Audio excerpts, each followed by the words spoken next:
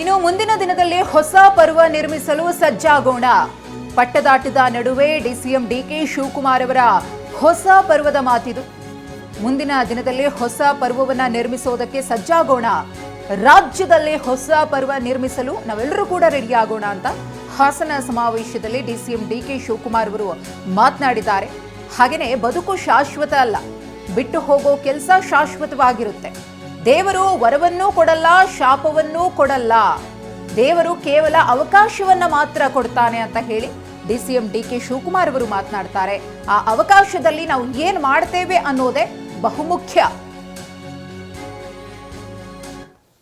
ಮುಂದಿನ ದಿನದಲ್ಲಿ ಮತ್ತೆ ಈ ರಾಜ್ಯದಲ್ಲಿ ಒಂದು ಹೊಸ ರೂಪವನ್ನ, ಒಂದು ಶಕ್ತಿಯನ್ನು ತುಂಬಿಸಿ, ಒಂದು ಬದಲಾವಣೆಯನ್ನ, ಪರ್ವನ್ನ ಮಾಡಲಿಕ್ಕೆ ನಾವೆಲ್ಲ ಸಜ್ಜಾಗೋಣ. ಮನುಷ್ಯನ ಬದುಕು ಶಾಶ್ವತ ಅಲ್ಲ, ನಾವು ಬಿಟ್ಟು ಹೋಗುವ ಕೆಲಸಗಳು ಮಾತ್ರ ಶಾಶ್ವತ. ಮಾತು ನಿಧಾನವಾಗಿರಬೇಕು, ಕಾಯಕ ಪ್ರಧಾನವಾಗಿರಬೇಕು ಅಂತ ಹೇಳಿ ನಮ್ಮ ಹಿರಿಯರು ಕೂಡ ಹೇಳಿದ್ದಾರೆ.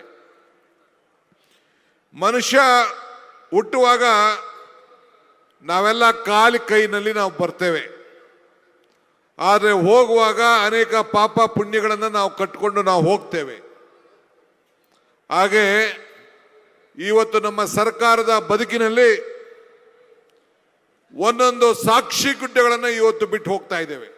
ನಾನು ಯಾವಾಗಲೂ ಒಂದು ಮಾತು ಹೇಳ್ತಾ ಇರ್ತೀನಿ, ದೇವರು ವರನೂ ಕೊಡೋದಿಲ್ಲ, ಶಾಪನೂ ಕೊಡೋದಿಲ್ಲ, ಅವಕಾಶ ಮಾತ್ರ ಕೊಡ್ತಾನೆ ಅಂತೇಳಿ ಹೇಳ್ತಾ ಇರ್ತೇನೆ. ಆ ಅವಕಾಶ ಕೊಟ್ಟಂತ ಸಂದರ್ಭದಲ್ಲಿ ನಾವು ಏನು ಮಾಡ್ತೀವಿ ಅಂತ ಬಹಳ ಮುಖ್ಯ. ನಮ್ಮ ಹುಟ್ಟು ನಮ್ಮ ಕೈಲಿಲ್ಲ, ಆದರೆ ಗುರಿ ಮುಟ್ಟೋದು ಮಾತ್ರ ನಮ್ಮ ಕೈಯಲ್ಲಿದೆ. ಆ ಕೆಲಸ ಇವತ್ತು ನಮ್ಮ ಸರ್ಕಾರ ಇವತ್ತು ನಾವು ಮಾಡ್ಕೊಂಡು ಬರ್ತಾ ಇದ್ದೇವೆ. ಮುಂದಿನ ದಿನದಲ್ಲಿ ಮತ್ತಷ್ಟು ಡೀಟೇಲ್ಸ್ ಪಡೆಯೋಣ. ನಾವು ಪ್ರತಿನಿಧಿ ಪ್ರಸನ್ನ ನಮ್ಮ ಜೊತೆಗೆ ಜಾಯ್ನ್ ಆಗಿದ್ದಾರೆ. ಪ್ರಸನ್ನ, ಈಗ ಸಿಎಂ ಮತ್ತು ಡಿಸಿಎಂ ಇಬ್ರು ಕೂಡ ಒಂದೇ ವೇದಿಕೆಯಲ್ಲಿ ಆಡಿರುವಂತಹ ಮಾತುಗಳು ಹಲವಾರು ಚರ್ಚೆಗೆ ಗ್ರಾಸವಾಗ್ತಾ ಇದ್ದಾರೆ. ನೀವು ಕೂಡ ಕೇಳಿಸ್ಕೊಂಡ್ರಿ. ಈಗ ಸಿಎಂ ಇದುವರೆಗೂ ಕೂಡ ಕೊಟ್ಟ ಮಾತು ಅನ್ನೋ ಮಾತು ಹೇಳಿದ ತಕ್ಷಣ ತುಂಬಾ ಗರಂ ಆಗೋರು, ಸ್ವಲ್ಪ ರಾಂಗ್ ಆಗಿ ಪ್ರತಿಕ್ರಿಯೆ ಕೊಡ್ತಾ ಇದ್ರು. ಬಟ್ ಇವತ್ತು ಬಹಿರಂಗವಾಗಿ ಕೊಟ್ಟ ಮಾತಿನ ಬಗ್ಗೆ ಉಲ್ಲೇಖ ಮಾಡಿದ್ದಾರೆ. ಅವ್ರ ಮಾತನ್ನ ಹೆಂಗ್ ಅರ್ಥ ಮಾಡ್ಕೊಳ್ಳೋದು ಪ್ರಸನ್ನ? ಒಂದ್ ಹೇಳ್ತಾರೆ, ನಾನು ಮಾತು ಕೊಡಲ್ಲ, ಕೊಟ್ರೆ ಮಾಡೇ ಮಾಡ್ತೀನಿ ಅಂದ್ರು.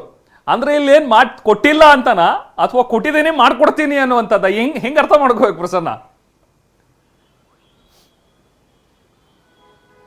ರೆಹಮಾನ್, ಸಿದ್ದರಾಮಯ್ಯನವರು ಕಳೆದ 1 ವಾರಗಳಿಂದ ಬಹಳ ನಾಜೂಕಾಗಿ ಮಾತನಾಡ್ತಾ ಇದ್ದಾರೆ. ಅವರ ಮಾತಲ್ಲಿ ಇಲ್ಲಿಯೂ ಕೂಡ ಅವರು ಸಿಕ್ಕಾಕೊಳ್ತೀನಿ ಅನ್ನುವಂಥ ರೀತಿಯ ಧಾಟಿಯ ಮಾತುಗಳನ್ನ ಆಡ್ತಾ ಇಲ್ಲ. ಮತ್ತು ಮಾರ್ಮಿಕ ಮಾತುಗಳ ಸರಣಿ ಇದೀಗ ಮುಂದುವರೆದಿದೆ. ಬ್ರೇಕ್ಫಾಸ್ಟ್ಗಿಂತ ಮುಂಚಿತವಾಗಿ ಅವರು ಆಡ್ತಿದ್ದಂತಹ ಈ ಗರಂ ಆಗುವಂತಹ ಧಾಟಿಗೂ ಈಗ ಸಿದ್ದರಾಮಯ್ಯನವರ ಮಾತಿಗೂ ಬಹಳ ಅಜಗಜಾಂತರ ವ್ಯತ್ಯಾಸ ಇದೆ ಮತ್ತು ಹಲವು ಅರ್ಥಗಳು ಕೂಡ ಇದ್ದಾವೆ. ಡಿ ಕೆ ಶಿವಕುಮಾರ್ ಅವರ ಬ್ರೇಕ್ಫಾಸ್ಟ್ ಬಳಿಕ ಸಿದ್ದರಾಮಯ್ಯನವರು ಒಂದು ಮಾತು ಹೇಳಿದ್ರು, ಡಿ ಕೆ ಶಿವಕುಮಾರ್ ಯಾವಾಗ ಮುಖ್ಯಮಂತ್ರಿ ಆಗ್ತಾರೆ ಅಂದ್ರೆ ಹೈಕಮಾಂಡ್ ಹೇಳಿದಾಗ ಅವರು ಮುಖ್ಯಮಂತ್ರಿ ಆಗ್ತಾರೆ ಅನ್ನುವಂಥ ಮಾತನ್ನ ಹೇಳಿದ್ರು. ಅಲ್ಲಿಯೂ ಕೂಡ ಅವರು ಸಿಕ್ಕಾಕೊಳ್ಳೋದಕ್ಕೆ ಹೋಗಲಿಲ್ಲ. ಈಗೂ ಕೂಡ ಹಾಸನದಲ್ಲಿ ಬಹಳ ನಾಜೂಕಾಗಿಯೇ ಉತ್ತರವನ್ನು ಕೊಟ್ಟಿದ್ದಾರೆ.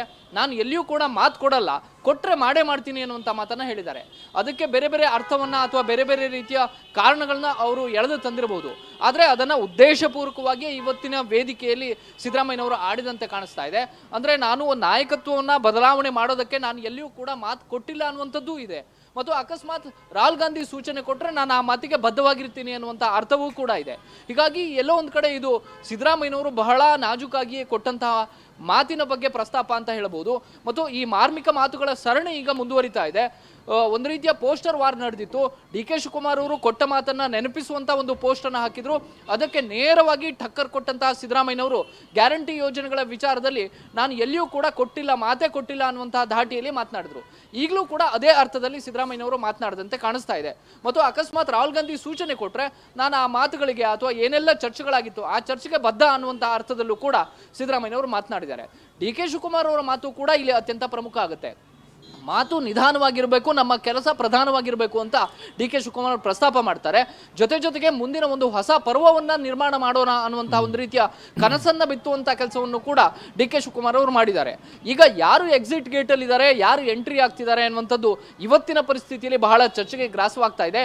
ಹೀಗಾಗಿ ಕೊಟ್ಟ ಮಾತಿನ ವಿಚಾರದಲ್ಲಿ ಸಿದ್ದರಾಮಯ್ಯನವರು ಹಿಂದೆ ನಡೆದುಕೊಳ್ತಾ ಇದ್ದಂತಹ ರೀತಿಗೂ ಅವರು ರಿಯಾಕ್ಟ್ ಮಾಡ್ತಿದ್ದಂಥ ರೀತಿಗೂ ಈಗ ಕೊಟ್ಟ ಮಾತಿನ ವಿಚಾರದಲ್ಲಿ ಅವರು ಕೊಡ್ತಾ ಇರುವಂತಹ ಪ್ರತಿಕ್ರಿಯೆಗಳಿಗೂ ಸಾಕಷ್ಟು ವ್ಯತ್ಯಾಸ ಇದೆ. ಹೀಗಾಗಿ ಇವತ್ತು ಹಾಸನದಲ್ಲಿ ಆಡಿರುವಂತಹ ಮಾತು ಬಹಳ ಇಂಪಾರ್ಟೆಂಟ್ ಆಗುತ್ತೆ ಮತ್ತು ಮುಂದಿನ ದಿನಗಳಲ್ಲಿ ಸಿದ್ದರಾಮಯ್ಯನವರು ನೋಡಿ ನಾನು ಹೇಳಿದ ಪ್ರಕಾರ ನಡೆದುಕೊಂಡೆ ಅನ್ನುವಂತಹ ನಿಟ್ಟಿನಲ್ಲೂ ಕೂಡ ಚರ್ಚೆಯನ್ನು ಹುಟ್ಟುಹಾಕುವಂತಹ ಸಾಧ್ಯತೆಗಳಿದ್ದಾವೆ Rehman. Yes thank you Prasanna.